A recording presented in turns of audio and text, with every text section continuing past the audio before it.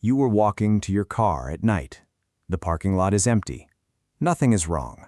And yet your heart is pounding, your eyes are scanning every shadow, your hand is already gripping your keys like a weapon.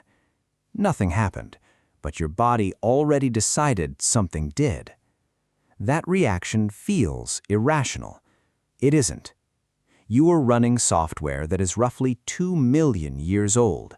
It was not built for parking lots. It was built for grasslands, for darkness, for the sound of something moving in tall grass that might be the wind or might be a leopard. Your brain never got the memo that the leopards are mostly gone. Why would it? For the vast majority of human history, the cost of ignoring a rustling in the bushes was death. The cost of overreacting to it was nothing more than a wasted flinch. That asymmetry shaped you. The psychiatrist and evolutionary theorist Randolph Ness has a name for this. He calls it the smoke detector principle.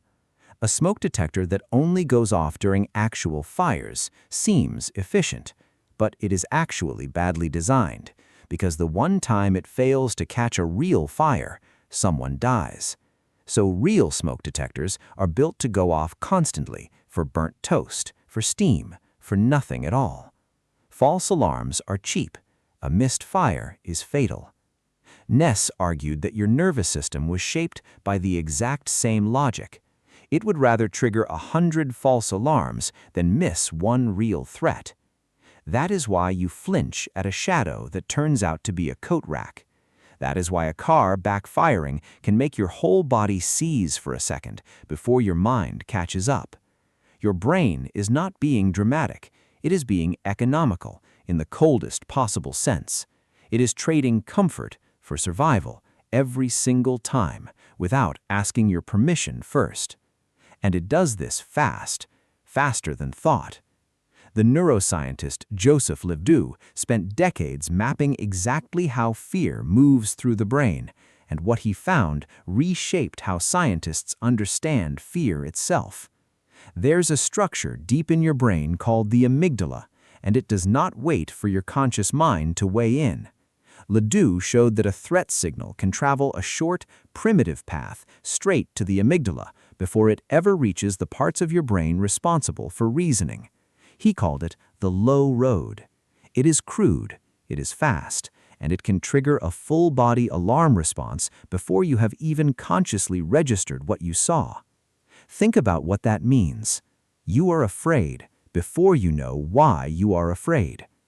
The rational explanation always arrives late, like a press secretary called in to explain a decision that was already made. You jump back from the coiled garden hose a full second before your thinking brain says calmly, "That's just a hose." The fear came first. The explanation is just cleanup. This would make perfect sense if you were still living on an open savanna, but you are not. You are sitting in traffic. You are checking your phone before bed. You are opening an email from your boss with the subject line, "Can we talk?" And your body responds to all of it with the same ancient machinery built for lions. The biologist Robert Sapolsky spent years studying zebras and the animals that hunt them, and he noticed something strange. A zebra's stress response is a masterpiece of efficiency.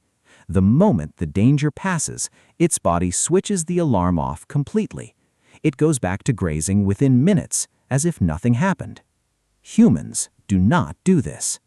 Sapolsky pointed out that we are one of the only animals capable of turning on that same stress response just by thinking about a threat. You do not need a lion. You need a thought, a memory, an imagined future. That is the trap. Your threat system cannot tell the difference between a predator in the grass and a difficult conversation you are dreading tomorrow. Cortisol floods your body either way. Your muscles tense either way. Your heart rate climbs either way. The zebra only pays this price when death is actually nearby. You pay it for a meeting that hasn't happened yet. Why would evolution leave you this exposed? Because it never had to solve for modern life. It only had to solve for survival long enough to reproduce. in an environment where threats were physical, immediate, and often fatal. Nobody was selected against having an oversensitive alarm system. The ones who ignored the rustling grass simply did not live long enough to pass on that calm, measured, reasonable temperament. The anxious ones did. You are quite literally descended from the most easily startled members of your species. That is not a flaw. That is your inheritance. And it explains far more of your daily life than you probably want to admit. The unread message that makes your stomach drop before you have opened it. The way silence in a conversation feels dangerous even when nothing is wrong. The way your body braces the instant your phone rings late at night. None of that is weakness. It's an ancient hunting-era alarm system going off in a world that no longer has anything to hunt you. Consider how strange this actually is when you slow down and look at it directly. Somewhere inside you, a system built to detect leopards in tall grass is now responsible for interpreting your coworker's tone in a Slack message. It was never trained for that job. It has no idea what a Slack message is. All it knows is pattern and consequence, and it applies the oldest pattern it has.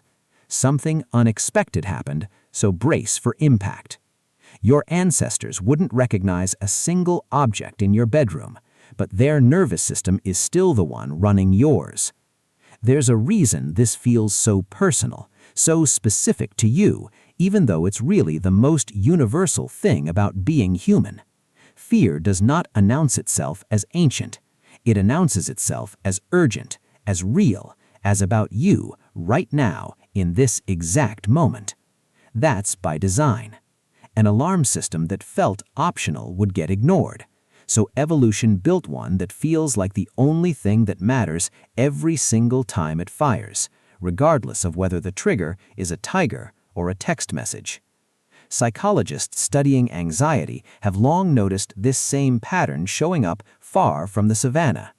People describing sudden, overwhelming panic often report a moment of pure, certain danger with no identifiable source. The body reacts first. The mind searches for a reason afterward, sometimes inventing one that was never really there. This is not a malfunction unique to any one person. It's the same low-road circuitry simply firing louder, or more often, or without a trigger large enough to justify it in hindsight. The wiring is identical in everyone, only the volume changes. This is worth sitting with for a moment. Because if the wiring is universal, the shame that so often accompanies anxiety starts to look misplaced. You did not choose a nervous system that treats a silent phone as a threat. Nobody does. You inherited it, the same way you inherited the shape of your hands, passed down from ancestors who survived precisely because their alarm systems were loud, fast, and impossible to ignore. Here is the part that should genuinely unsettle you. Modern life did not remove the threats. It just multiplied the triggers. Your ancestors faced maybe a handful of genuine threat moments a week. A predator sighting, a rival tribe, a storm. Long stretches of relative calm in between, where the nervous system could actually rest. You, on the other hand, faced dozens of alarm triggers before lunch. A notification, a red number on an app icon, a stranger's tone in a text message you are almost certainly misreading. Each one lights up the exact same ancient circuitry that used to be reserved for leopards. The system was built for occasional, life-threatening danger. It is now running on a constant, low-grade hum of manufactured urgency, and it cannot tell the difference. Think about your own day, honestly, from the moment you wake up. The alarm itself is a threat cue, a sharp sound designed to jolt you out of stillness. Then the phone, before your feet even touch the floor, offering you a scroll of headlines curated specifically because they trigger concern. Then traffic, a slow-motion negotiation with strangers in 2-ton machines, each near miss a small controlled burst of the exact chemistry that once meant a predator was closing in. By the time you reach your desk, you have already run your ancient alarm system dozens of times for nothing that would have registered as a threat to a hunter-gatherer. None of these things are dangerous in the way your body treats them, but your body was never asked whether they were dangerous. It only asks whether they are unexpected, whether they involve uncertainty, whether they touch anything that resembles loss of control. Modern life is extraordinarily good at generating exactly those conditions over and over all day without ever resolving them the way a real threat resolves. A lion either catches you or it doesn't. The moment ends. An overflowing inbox never ends. It just waits for tomorrow, and your alarm system waits with it. So what do you do with a brain like this? You do not get to switch it off. That machinery is not optional.